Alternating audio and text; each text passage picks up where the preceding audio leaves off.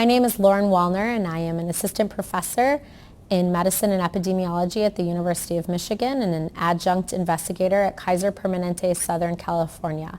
The title of our study is 5-alpha reductase inhibitors and the risk of prostate cancer mortality in men being treated for benign prostatic hyperplasia, which will be published in Mayo Clinic Proceedings.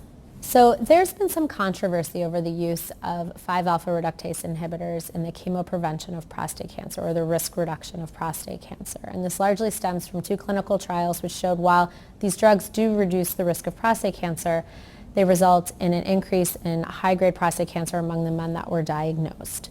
These drugs, however, are commonly used in clinical practice to manage lower urinary tract symptoms second to benign prostatic hyperplasia in older men.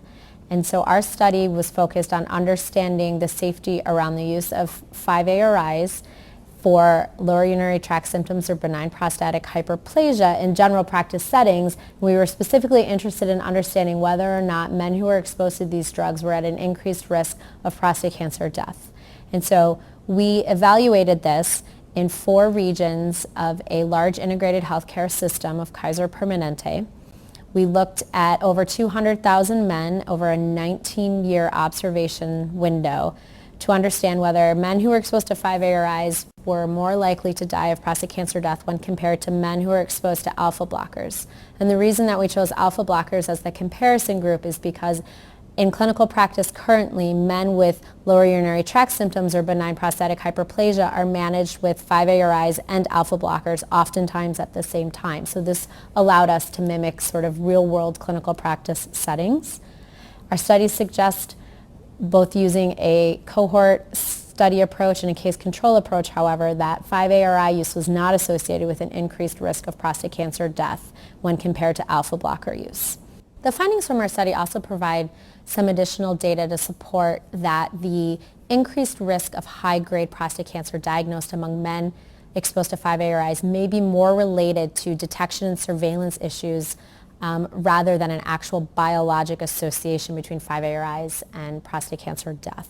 And so I think it speaks to the safety of using these drugs in the setting of lower urinary tract symptoms and benign prostatic hyperplasia.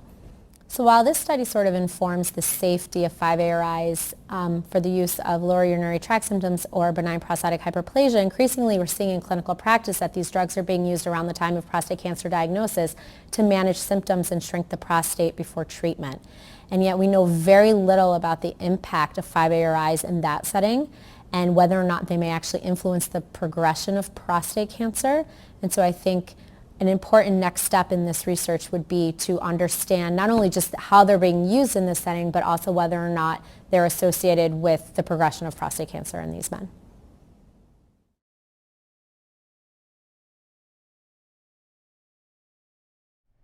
We hope you found this presentation from the content of Mayo Clinic Proceedings valuable. Our journal's mission is to promote the best interests of patients by advancing the knowledge and professionalism of the physician community. If you are interested in more information about us, our homepage is www.mayoclinicproceedings.org.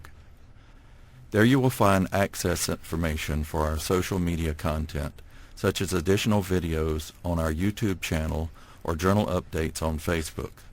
You can also follow us on Twitter. More information about healthcare at Mayo Clinic is available at www.mayoclinic.org. This video content is copyrighted by Mayo Foundation for Medical Education and Research.